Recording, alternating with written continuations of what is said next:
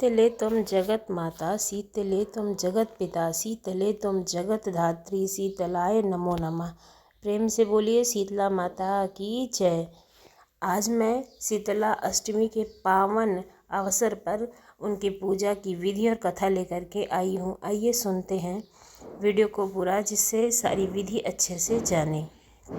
शीतला माता की पूरे विधि विधान से श्रद्धापूर्वक पूजा करने से सुख समृद्धि और आरोग्य जीवन की प्राप्ति होती है। वैसे तो शीतला अष्टमी की पूजा पाठ और व्रत बच्चों के लिए किया जाता है, लेकिन शीतला अष्टमी की पूजा करने से और कथा सुनने से हमारे बच्चों का चर्म रोगों से बचाव होता है, जैसे ओरी, चेचक, आंकड़े, काकड़े और बुखार। इन सभी के लिए शीतला माता की पूजा की जाती है। आप सुनिए शीतला माता की संपूर्ण कथा। पहली कथा के अनुसार एक बुढ़िया माई थी जो बसोढ़ा को अच्छी तरह विधि विधान से पूजा करती थी और व्रत रखती थी। एक दिन वह ना तो चूल्हे में आग जलाती थी और ना ही गर्म भोजन बनाती थी।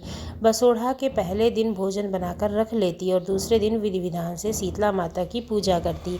गांव में कोई भी व्यक्ति शीतला माता को नहीं मानता था। एक बार की बात है, बसोढ़ा के दिन सारे गांव में आग लग गई और सारा गांव जल गया, परंतु बुढ़िया की झोपड़ी बच गई। तो सारे लोग देखने लगे कि पूरा का पूरा गांव जलकर खाक हो गया, परंतु इस बुढ़िया माई की झोपड़ी में जरा भी आग की लपक भी नहीं आई है। चलो चलकर देखकर आते हैं कि आखिर बात क्या है। सभी लोग बुढ़िया के घर गए और पूछा कि आपका घर क्यों नहीं जल रहा है, क्या बात है माई? तो बुढ़िया माई बोली, मैं शीतला माता की पूजा करती हूँ और बसोड़े के दिन ठंडा भोजन बनाती हूँ। आप लोग तो शीतला माता को मानते ही नहीं हो, इसलिए मेरी झोपड़ी तो शीतला माता की कृपा से बच गई और तुम्हारे घर जल गए। तो उसने के बाद में पूरे गांव में लोग बसोढ़ा के दिन अच्छी तरह विधि विधान से पूजा करते और ठंडा भोजन करते और शीतला माता की व्रत की कथा सुनते। जिस दिन शीतला माता को भोग लगाना होता है, उसके एक दिन पहले ही भोजन बना लिया जाता है। हे शीतला माता, जैसे आपने बुढ़िया की रक्षा की, वैसे ही सबकी रक्षा करना और हमारे बाल बच्चों की भी रक्षा करना। हर बीमारी से उन्हें बचा के रखना। दूसरी कथा के अनुसार एक बार राजा के इकलौते पुत्र को शीतला माता यानी कि चेचक निकली। उसी के राज्य में एक कांची पुत्र को भी शीतला माता निकली हुई थी। कांची परिवार बहुत ही गरीब था, पर देवी माता का उपासक भी था साथ में। वह धार्मिक दृष्टि से जरूरी समझे जाने वाले सभी नियमों को बीमारी के दौरान भली भांति निभाता था। घर में साफ सफाई का विशेष ख्याल रखा जा रहा था। नियम से देवी भगवती की पूजा हो रही थी। नमक खाने की पाबंदी थी। सब्जी में ना तो छौंक लगाया जा रहा था और ना कोई वस्तु भुनी तली खाई जा रही थी। गर्म वस्तु ना तो स्वयं खाता था, ना शीतला वाले लड़के को देता था। कहते हैं ना कि जिसको ये बीमारी होती है उसके शरीर से गर्मी निकलती है, यानी कि उसका शरीर गर्म होता है, ये डॉक्टर्स का कहना है। तो अगर हम ठंडी चीज़ों का सेवन करेंगे तो इस बीमारी से जल्दी निजात मिल जाता है। इसलिए जब ऐसी बीमारी होती है तो घर में छौंका वगैरह नहीं लगाया जाता है, कि जैसे उसकी जो गर्माहट है, जो गंध है, वो जो बीमार है इंसान उसको ना लगे। तो इसलिए ये सब नियम बनाए गए थे। आपका पुत्र शीघ्र ही ठीक हो जाएगा। उधर जब से राजा के लड़के को शीतला का प्रकोप हुआ था, तब से उसने देवी भगवती के मंडप में सतचंडी का पाठ शुरू करवा रखा था। रोज हवन और बलि देता था।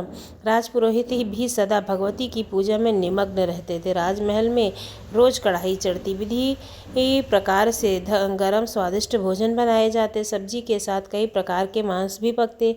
इसका परिणाम यह होता कि उन लजीज भोजनों की गंध से राजकुमार का मन मचल उठता और वह भोजन के लिए जिद करने लगते। एक तो राजकुमार और दूसरे इकलौते, इस कारण उनकी अनुचित जिद भी पूरी कर दी जाती थी। इस पर शीतला का कोप घटने के बजाय बढ़ने लगा।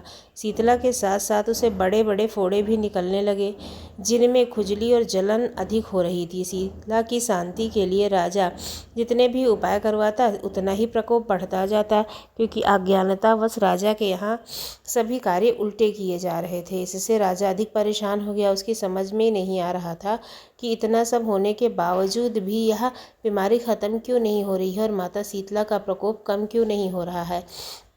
एक दिन राजा के गुप्तचरों ने उन्हें बताया कि कांची पुत्र को भी शीतला निकली थी, पर वह बिल्कुल ठीक हो गया है। यह जानकर राजा सोच में पड़ गया कि मैं शीतला की इतनी सेवा भी कर रहा हूँ, पूजा अनुष्ठान में कोई कमी नहीं है, पर मेरा पुत्र अधिक रोगी होता जा रहा है, जबकि कांची पुत्र बिना सेवा के ही ठीक हो गया है।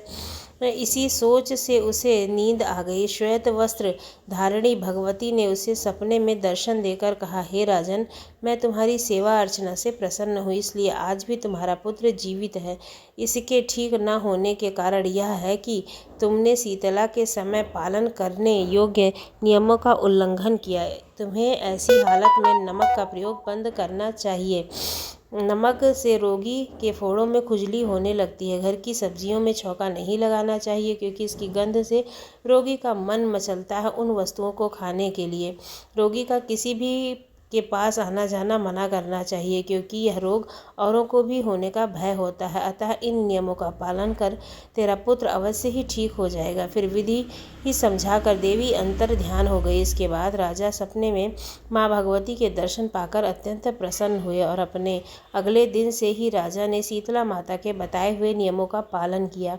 देखते ही देखते कुछ दिनों में राजा का पुत्र स्वस्थ हो गया। उसके बाद राजा ने दूसरे राज्य में घोषणा करवा दी कि चैत्र मास के कृष्ण पक्ष में आने वाली अष्टमी को शीतला माता की पूरी विधि विधान से पूजा की जाएगी। इस दिन पूरे राज्य में कोई भी घर में चूल्हा नहीं जलेगा और हर महीने अष्टमी तिथि के दिन व्रत रखकर व्रत कथा सुनी जाएगी। तो सारी जनता ने राजा के इस आदेश को पूरी श्रद्धा पूर्वक पालन किया। ऐसा करने से उन्हें शीतला माता का आशीर्वाद प्राप्त हुआ और पूरे राज्य में कभी भी रोग व्याधि नहीं आई। तो इस तरह कोई भी व्यक्ति शीतला अष्टमी के दिन शीतला माता की कथा को सुनता है और व्रत रखता है, तो उसे संक्रमण बीमारियों से जैसे कि चर्म रोग, चेचक, छोटी माता, बड़ी माता से छुटकारा मिल जाता है। प्रेम से बोलिए माता शीतला की जय। दोस्तों, ये थी शीतला माता की 2 छोटी छोटी कहानियाँ। आपको कैसी लगी ज़रूर बताइए। अगर अच्छी लगी तो हमारे चैनल को सब्सक्राइब करना ना भूलिएगा। मिलती हूँ अगली वीडियो में। धन्यवाद।